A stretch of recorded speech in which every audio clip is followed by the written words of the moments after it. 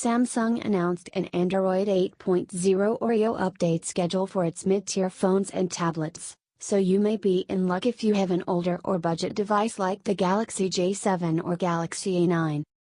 Yes, Android 9.0 Pie is already out on the Google Pixel 2 and other Pixel handsets, but some of Samsung's devices won't be getting Android 8.0 Oreo until January 2019, reports Android Pure.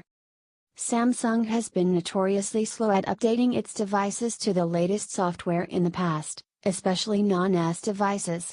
It appears as if that's going to continue into the future. Now, obviously this is great news for anyone who is using a mid-tier Samsung device, as it means you'll get greater compatibility with newer software and a more stable operating system. The devices getting the update, along with the expected release dates, are listed below. Galaxy J7 Neo, December 2018. Galaxy A9 Pro 2016, January 2019. Galaxy C7 Pro, January 2019. Galaxy C9 Pro, January 2019.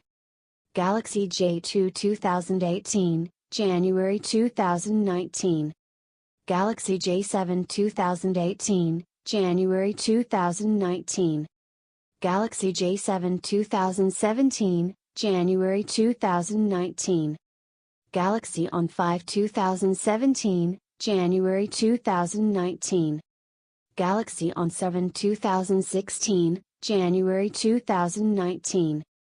Galaxy Tab 2017, January 2019.